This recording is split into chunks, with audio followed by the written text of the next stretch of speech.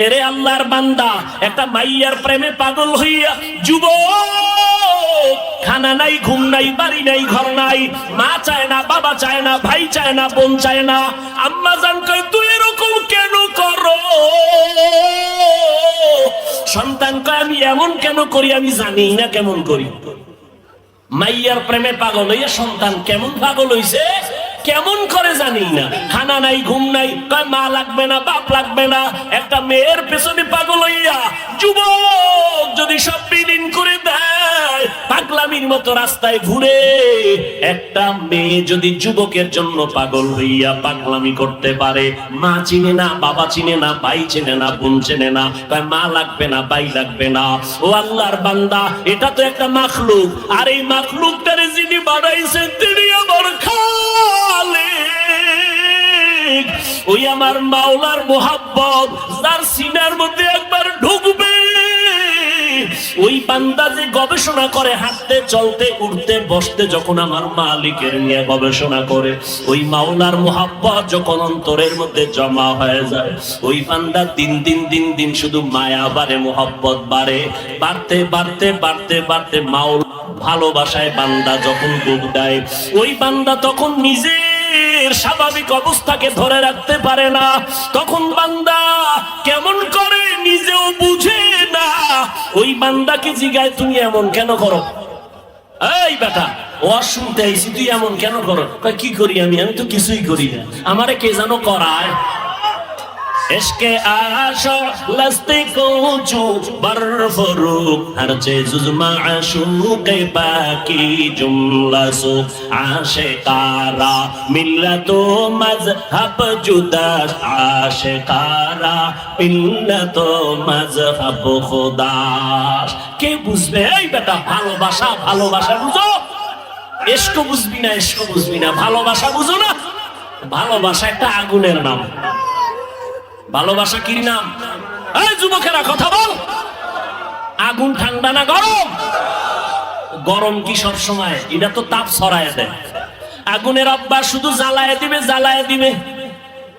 ইশকের আগুন যার সিনার মধ্যে একবার লাগবে, ওই অন্তরে তো মাওলার ইশক আর মোহাব্বতের আগুন যখন জ্বলে, তখন আমার আল্লাহ ছাড়া কাউকে পছন্দ করে না।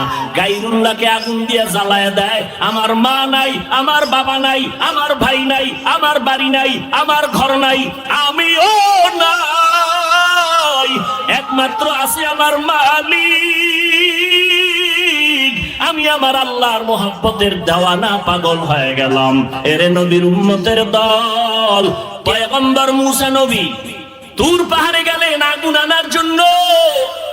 আগুন আনতে গিয়া মুসা নবী পাহাড়ের মধ্যে যখন কদম দিলেন, একটা আওয়াজ হলো, ইয়া মুসা ফাখলা'না আলাইকা বিল ওয়াদিল মুকাদ্দাসি তুয়া। এই মুসা, জুতা খোল, জুতা খোল, এটা আমার পবিত্র উপত্যকা। মুসা কয়, আওয়াজ দিলে মানুষ ডান দিক থেকে না হয়, বাম দিক থেকে না হয়, সামন দিক নয় পিছন দিক, কিন্তু আওয়াজটা চারোদিক থেকে কানে ঢুকলো। আমি জিজ্ঞাসা করলাম, কে দিলেন আওয়াজটা? কয়, আনা রব্বুক, আমি তোর রব, আপনি আমার রব। মুসা নবী বলে, আমি যত সামনে আগাই আগুন তত পেছনে যায়। এইবার আমার রবের যখন আমি ডাক পাইলাম, আমার রব, ওই রবের সাথে এবার কথা বলতেছি। এক কথা, দুই কথা, তিন কথা, কথা বাড়ে, মোহাব্বত বাড়ে, কথা বাড়ে, মোহাব্বত বাড়ে, কথা বাড়ে, মোহাব্বত বাড়ে। এবার মুসা নবী কয়, মোহাব্বত বাড়তে বাড়তে বাড়তে বাড়তে এমন মোহাব্বত গালেব হয়ে গেল। এক পর্যায়ে মুসা নবী কয়, আল্লাহ, কথা কইয়া কত আর দূরে রাখবা, রব্বি আরিনি, ও আল্লাহ তুমি আমার একটু দেখা দাও, তোমারে দেখতে মনে চায়। ও দয়ার মালিক, তোমারে জানি দেখলে কেমন লাগে। ও আল্লাহ, তুমি আসমান বানাইছো কত সুন্দর, জমিন বানাইছো কত সুন্দর, ও আল্লাহ তুমি না জানি কত সুন্দর। বাসুলাইমা দাদে মুলকো সরওয়ারি শদমতি এ খাতে মশদে ওয়াপুরি।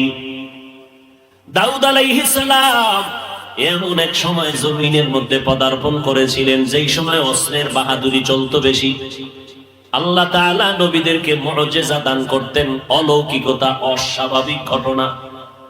দাউদ নবীর অস্বাভাবিক আল্লাহ তাআলা দান করেছেন এমন এক পাওয়ার, লোহা হাতে স্পর্শ লাগলেই মোমের মতো দুর্বল হয়ে যেত।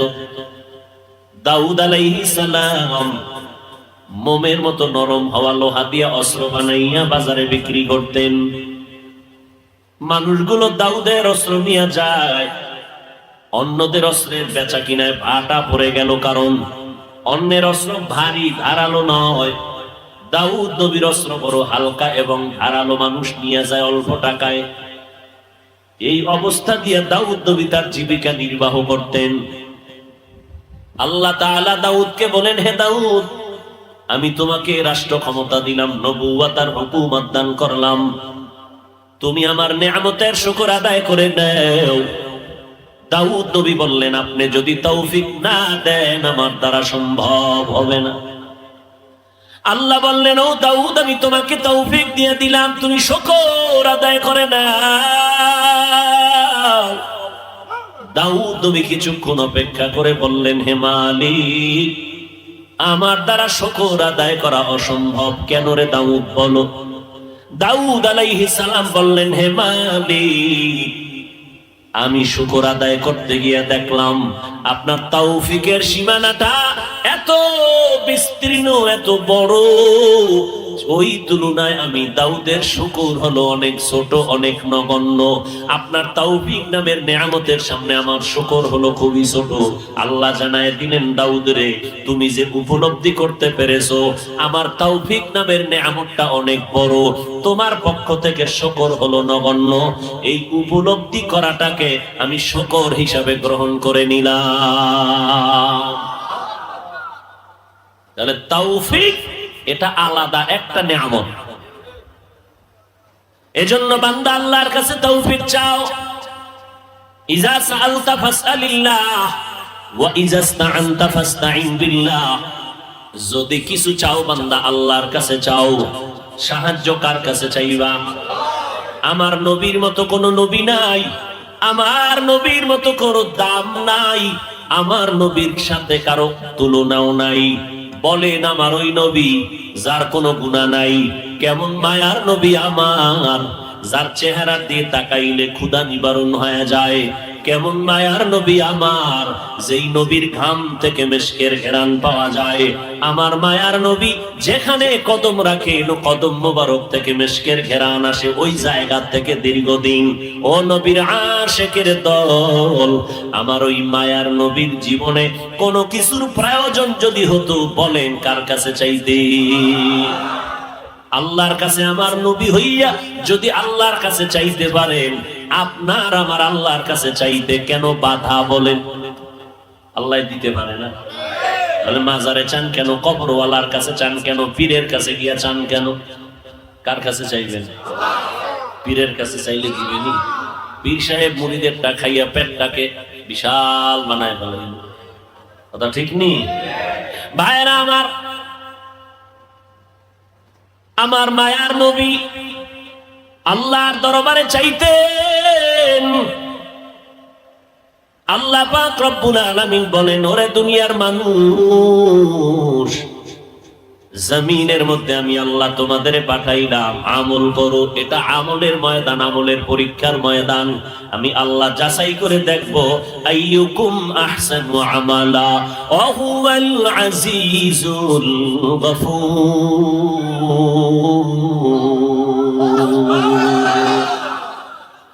আমি যাচাই করে দেখবো কারা ভালো আমল করে।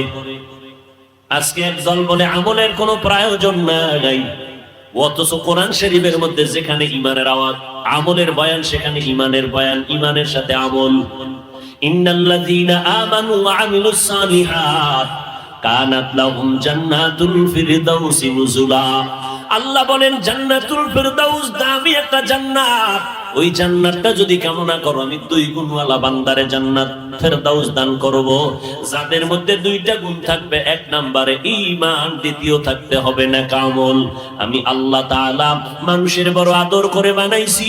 ও মানুষ, তোমার এই সম্মান দান করেছি, সৌন্দর্যতা দান করেছি, ধরে যদি রাখতে চাও, আমি 2 গুণওয়ালা মানুষের আমি সম্মানের সাথে বাঁচায়া রাখবো। এক নাম্বার গুণ হলো ঈমান, দ্বিতীয় গুণের নাম হলো নেক আমল। ওয়াত্তিনি ওয়াজ-যাইতুন ওয়া তুরি সিনিন ওয়া হাযাল বালাদিল আমিন লাকাদ খালাকনাল ইনসানা ফি আহসানি তাকওয়িম সুম্মা রাদাদনাহু আসফালা সাফিলিন ইল্লাল্লাযীনা আমানু ওয়া আমিলুস সালিহাত। আমল লাগবে নি? আরো জোরে বলেন। আল্লাহ তাআলা বলেন আমি সব মানুষগুলোকে জাহান্নামে দিয়ে দিব, 4 গুণওয়ালা মানুষকে জান্নাতে দিব। ওয়াল আসর ইন্নাল ইনসানা লাফি খুসর ইল্লাল্লাযীনা আমানু ওয়া আমিলুস সালিহাত। ঈমানওয়ালা নেক আমলওয়ালাকে আমি আল্লাহ হালাক করব না, ধ্বংস করব না, জান্নাত দিয়ে দিব। ওরে নবীর উম্মতের দল, এই আমল 2 প্রকার, নেক আমল আর বদ আমল। বদ আমল আবার 2 প্রকার, ফাহশা আর মুনকার। ফাহশা এমন বদ আমল যেটা বুঝার জন্য দলিলের প্রয়োজন হবে না, মুনকার এমন বদ আমল যেটা বুঝার জন্য দলিল ছাড়া সম্ভব হবে না। বদ আমলের 2 ধরনের বদ আমল, মিথ্যা বলা ফাহশা নামের বদ আমল, গালি দেওয়া ফাহশা নামের বদ আমল। এবার আসেন যেই আমলগুলো বদ আমল যেটা দলিল ছাড়া সমাধান হবে না, বলেন আপনারা সিজদা করা গুনাহ না সওয়াব? ভালো করে বলেন। সিজদা করা সওয়াব। এই সিজদা যদি কেউ পীরের কদমে লাগায় দেয়, সিজদা যদি কবর মাজারে দেয়, সবাই বলেন না কেন? কিন্তু যারা মাজারে সিজদা দেয়, কবরে দেয়, পীরের কদমে দেয়, বলেন তারা কি গুনাহ মনে করে সিজদা করে? কখনোই না। আপনি যদি গিয়ে ধমক দিয়ে বলেন এই সিজদা কেন করছো, গায়রুল্লাহকে সিজদা করা হারাম, আপনার সামনে গরম মেজাজ নিয়ে দাঁড়ায় বলবে কেন তুমি হারাম বললা, হযরত বলো কেন হারাম, দলিল দাও। আপনি দলিল দিলেন ইবাদতের সিজদা আল্লাহ ছাড়া অন্য কাউকে করা যাবে না, হারাম। ওই বান্দা পাল্টা জবাব দিবে আমরা যে মাজারে সিজদা করি, আমরা যে পীরের কদমে সিজদা করি, এটা ইবাদতের জন্য দেই না, এটা তাওযীমের জন্য, সম্মানের জন্য দেই। আপনি যদি বলেন তুমি যে সম্মানের জন্য মাজারে পীরের কদমে সিজদা দিলা, দলিল কি? বলে 1 নাম্বার দলিল আমার আল্লাহ নিজেই তো আদম নবীরে সিজদা করার কথার জন্য অর্ডার করলেন, সমস্ত ফেরেশতারা সিজদা করলো সম্মানের জন্য। দলিল নাম্বার 2, আব্বা আম্মা সহ ভাইয়েরা দৌড়াইয়া গিয়া মিশরের জমিনে ইউসুফ নবীর কদমে সিজদা করেছিল, এটা সম্মানের জন্য সিজদা। দলিল পাইছেন নি? হ্যাঁ পাইছি। এবার চুপ থাক, কথা কম কবি। আমরা তো দলিল ছাড়া চলি না, আমরা পীরের কদমে সিজদা দেই, এটা সওয়াবের জন্য, ইবাদতের না, এটা সম্মানের সিজদা। ওই আহমককে এখন আর দলিল দিয়া হবে না, এইবার কানে ধরে জিজ্ঞাসা করো তুই কি আদম নবীর উম্মত না ইউসুফ নবীর উম্মত? তখন আহমক বলবে আমি তো মদিনাওয়ালা নবীর একজন আশিক। এবার কানে ধরে শুনে রাখ, মদিনাওয়ালা নবীর ধর্মে, মদিনাওয়ালা নবীর আদর্শের মধ্যে, শরীয়তে আল্লাহ ছাড়া অন্যকে সিজদা দেওয়া হারাম।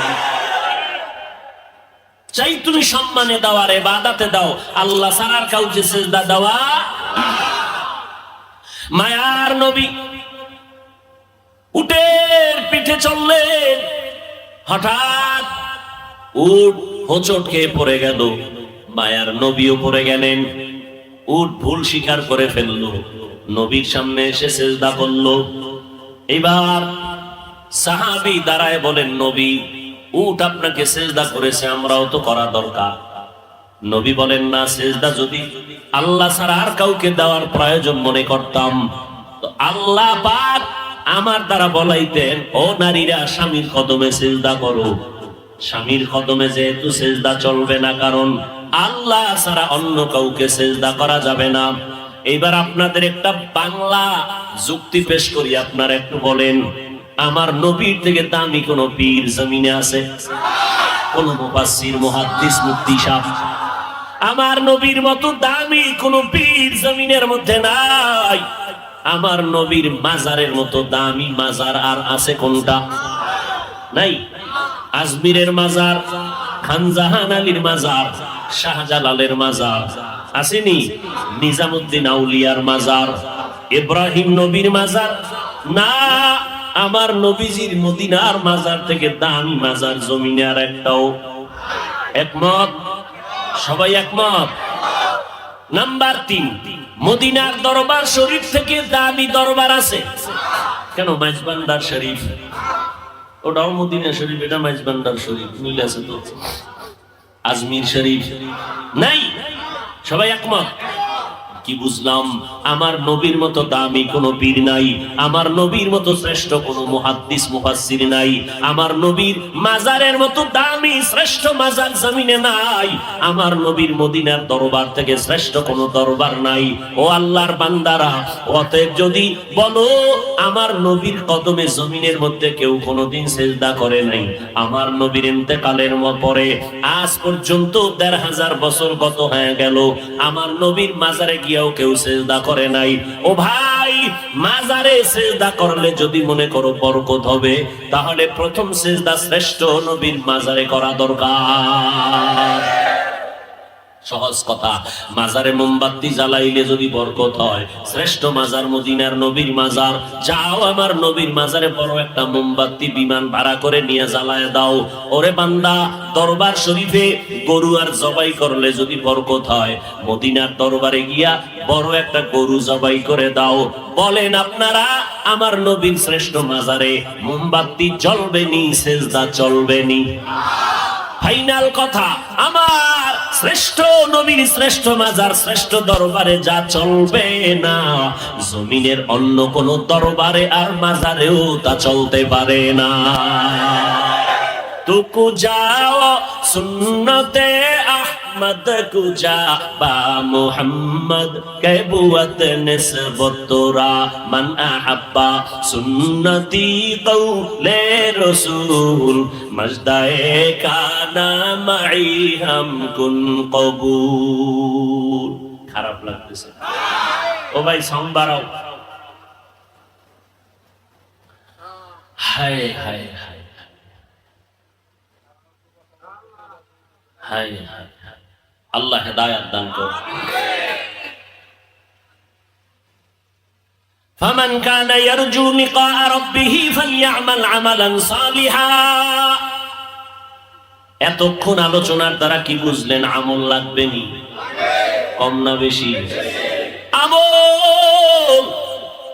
যেই বান্দারা বলে আমল বেশি দরকার নাই, তাকে জিজ্ঞাসা করেন, হযরত আপনার টাইটেল যা শুনলাম বলে আবু বকরের থেকে আপনার এলেম বেশি নি? কি কইব বেশি?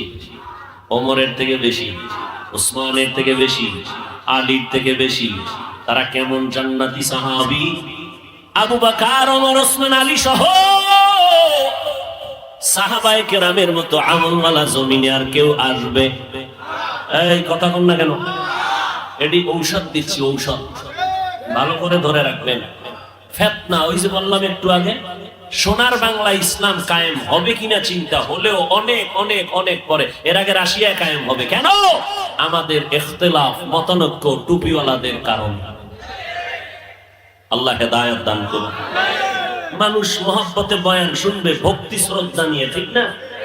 তো এখন আপনি আলেমের বিরুদ্ধে ভক্তি শ্রদ্ধা নষ্ট করে দিলেন, ময়দানে নেমে নবীদের বিরুদ্ধে ষড়যন্ত্র লাগাই দিলেন।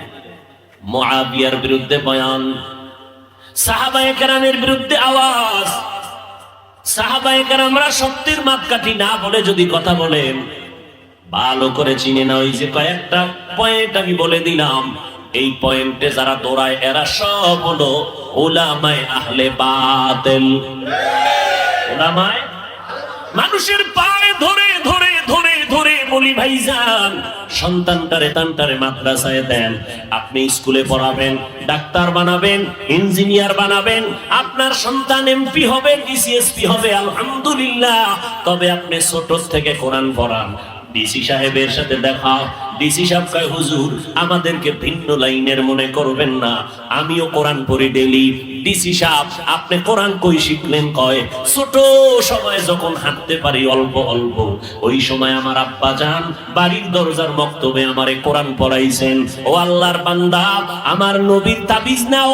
মদিনার নবী বলেন, ও সন্তানের মা বাবারা, সন্তানের বয়সটা যখন 7 বছর হবে, সন্তানের দাওয়াত দিয়া নামাজের মুসাল্লায় দাঁড় করাও। যদি 10 বছর হয়ে যায়, শাসন যদি করতে হয়, শাসন করিয়া হলেও নামাজের মুসাল্লায় দাঁড়াও।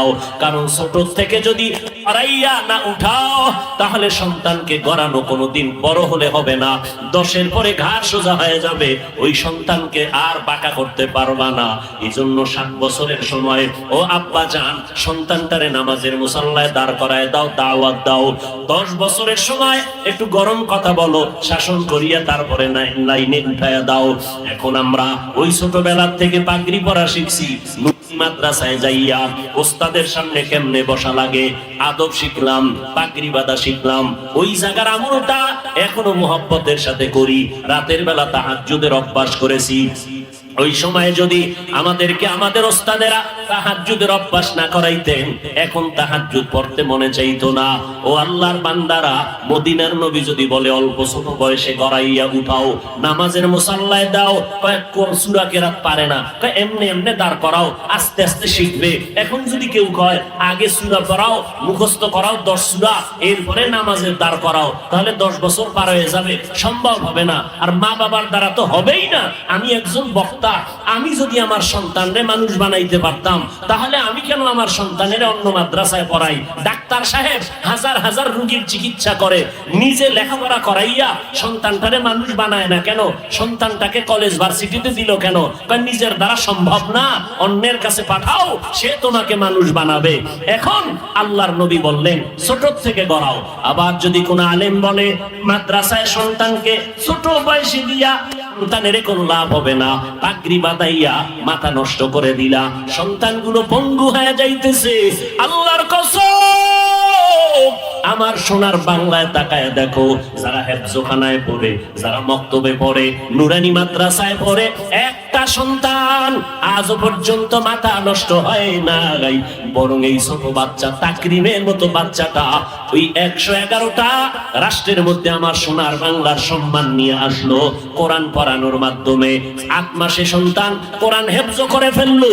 ওরে নবীর উম্মতের দল, আর কোন আলেম যদি বলে এই সন্তানগুলো মাদ্রাসায় দিয়া অল্প বয়সে এদের পঙ্গু বানায় লাভ নাই, খোদার কসম করে বলবো ওই নবীর হাদিস মতে এই আলেমকে আহলে বাতিল ছাড়া বলার কোনো রাস্তা নাই। ওই বান্দা হক না বাতিল? আমরা হকের পক্ষে না বাতিলের পক্ষে? এর নবীর উম্মতের দল, হ্যাঁ 2-1টা অপ্রীতিকর ঘটনা হয়ে যায়। এটা মা বাবার বেলায়ও হয়, সন্তানের একটা থাপ্পড় দেওয়ার অন্যায় করেছে, এমন মায়ের দিছে হসপিটালে দৌড়, এরকম হয় না? তো 2-1টা অপ্রীতিকর ঘটনা যদি কোন মাদ্রাসা শিক্ষক করে ফেলে, ছাত্রের উপরে আক্রমণ করে, আঘাত লেগে যায়, এটা তো মাইকে মানুষের সামনে বলিয়া আলেমের প্রতি হিংসা আর দূরত্ব তৈরি করার কোনো মানি হতে পারে না। নবীর উম্মতের দল বলবেন হাফিজ ভাই আপনি কেন আলেমের বিরুদ্ধে বলেন? আমরা তো আহলে হকের বিরুদ্ধে বলি না, আমরা যারা আলেমের ব্যানার লাগাইয়া উম্মতের ঈমান ধ্বংস করতে চায় এদের বিরুদ্ধে বলতেই হবে, না বললে রাসূলের হাদিসের অনুযায়ী গুনাহ হয়ে যাবে। ভাইরা আমার, এই জন্য খুব সাবধান, সন্তানগুলোকে মানুষ বানাবেন। আর মানুষ বানানোর একমাত্র কারিগরি আদর্শ হলো মদিনাওয়ালা নবীর আদর্শ। এর নবীর আশিক, আল্লাহর নবী সুন্দর আদর্শ উপহার দিয়ে গেলেন। আল্লাহ বলেন, রবের সাথে যারা মোলাকাত করতে চাও শুধু তাদের জন্য কর্মসূচি নেক আমল করো। সবার আমলের দরকার নাই, আমলকে করবে। আল্লাহ কয় আমার সাথে যাদের মোলাকাতের আশা আছে তারাই শুধু নেক আমল করবা। যারা মালিকের সাথে মোলাকাতের চিন্তাও নাই তাদের নেক আমলের কোনো দরকারও या इलाही मुझसे मुझको दूर कर, ताके देखो मुझ में तुझको एक नजर। আসলে কারবার কি?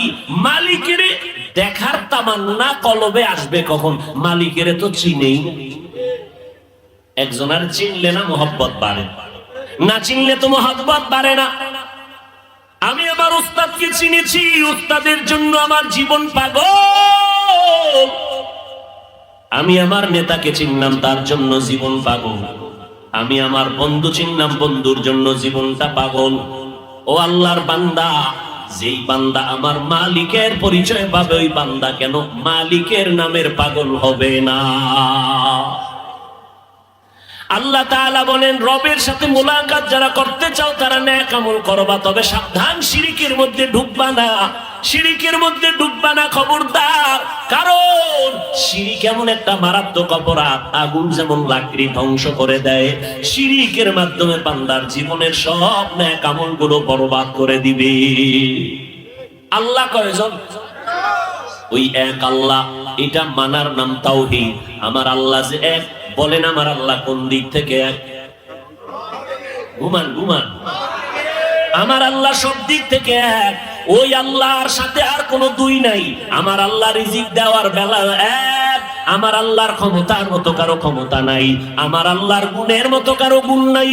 কেউ যদি বলে আমার আল্লাহর মতো আরো আল্লাহ আছে, আল্লাহর ক্ষমতার মতো আর একজনের ক্ষমতা আছে, আমার আল্লাহর গুণের মতো আরো কারো গুণ আছে, মনে করার নাম শিরিক। যারা মনে করবে তাদের নাম মুশরিক। আল্লাহ তাআলা বলেন, সব গুনাহ আমি চাইলেই মাফ করে দিব, শিরিকওয়ালাদের গুনাহ সহসায় ক্ষমা করব না। ফালা নুকিমু লাহুম ইয়াউমাল কিয়ামাতি ওয়াজনা, কিয়ামতের দিন শিরিক আমল আমি ওজনই করব না, এদের জন্য আমি জান্নাত হারাম করে দিলাম। ওমাই ইউশরিক বিল্লাহ ফাকাদ হারামাল্লাহু আলাইহিল জান্নাহ। ও দয়ার মালিক, মেহেরবানি করে শিরিক মুক্ত ঈমান আমাদেরকে দান করেন। আল্লাহর মতো আরো একজন আল্লাহ? আল্লাহর গুণের মতো কারো গুণ? আল্লাহর একটা গুণ হলো তিনি আলিমুল গায়বি ওয়াস শাহাদা। আল্লাহ হলেন গায়বের মালিক। বলেন এই গুণটা আরো কারোর মধ্যে আছে? যদি কেউ মনে করে আমার পীর সাহেব গায়েব জানে, তো আল্লাহর গুণের সাথে শরীক করা হলো। আল্লাহ এই গুণটা আমার এক, এই গুণের সাথে আর কারো অংশীদারিত্ব নাই। আমার নবীও গায়বের মালিক না, গায়বের মালিক একমাত্র আমার আল্লাহ। জিহ্বা নারায় বলেন কে? আমার আল্লাহ একক গায়বের মালিক। আর একটা আমার আল্লাহর গুণ আছে, হাজির ওয়া নাজির। এই গুণটা আর কারো? বলেন আছে? আমার আল্লাহ হাজির ওয়া নাজির। আমার আল্লাহ সব জায়গায় আছেন, সবকিছু দেখেন। এই গুণটা জমিনের মধ্যে আর কারো আসেনি। যদি কেউ বলে আমার বিশ্বাস হাজির নাজির, তাহলে কি হবে? শিরিক হবে। হাজির নাজির কে? ও বান্দা, আমার আল্লাহ হাজির ওয়া নাজির। ও আমার আল্লাহর মতো হাজির নাজির কেউ নাই। আমার আল্লাহ সব জায়গায় হাজির উপস্থিত। আমার আল্লাহ সব জায়গায় আছেন, সবকিছু দেখেন। এই ক্ষমতা আর কারো নাই। ও বান্দা, তুই যেদিকেই চেহারা ঘুরাবি সেখানেই আমার আল্লাহ হাজির। আমার আল্লাহ কই হাজির জানোনি? আমার আল্লাহরে তালাশ করতে আমেরিকা যাওয়া লাগবে না, আমার আল্লাহরে তালাশ করতে লন্ডন যাওয়া লাগবে না। ওয়াফি আনফুসিকুম আফালা তুবসিরুন।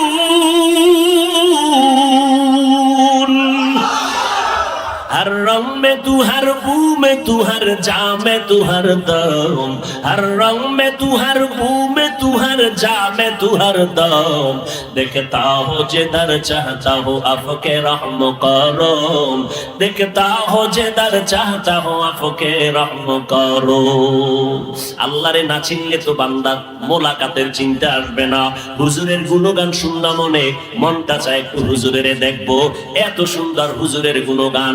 এই এত সুন্দর বিল্ডিংটা বানাইলো কে? কাক রাজমিস্ত্রি, তাই নাকি? এত সুন্দর লোকটা, অনেক সুন্দর কারিগর। আমার বাড়ি করলে এই ইঞ্জিনিয়ারটারে ডেকে নিব, রাজমিস্ত্রিটারে ডেকে নিব। এইভাবে চিন্তা যদি দুনিয়াটা করে, আমার মাওলার যারা আশেক হবে এরা চিন্তা করবে এত সুন্দর আসমানটা কে বানায় রাখলেন। কয় যে এত সুন্দর আসমান বানাইলেন, ওই বানানেওয়ালা আল্লাহ না জানি আরো কত সুন্দর। আমার আল্লাহ কত সুন্দর, আমার মায়ার নবীর চেহারাটা এত সুন্দর করে বানাইছে। বানাইলেন। বানানেওয়ালা না জানি আমার আল্লাহ কত সুন্দর। ইউসুফ নবীর চেহারাটা এত সুন্দর, যিনি বানাইছেন তিনি আল্লাহ না জানি কত সুন্দর। ইউসুফ নবীর চেহারা দেখা শত মহিলারা পাগল পারা হয়ে গেল, হাত কেটে ফেললো।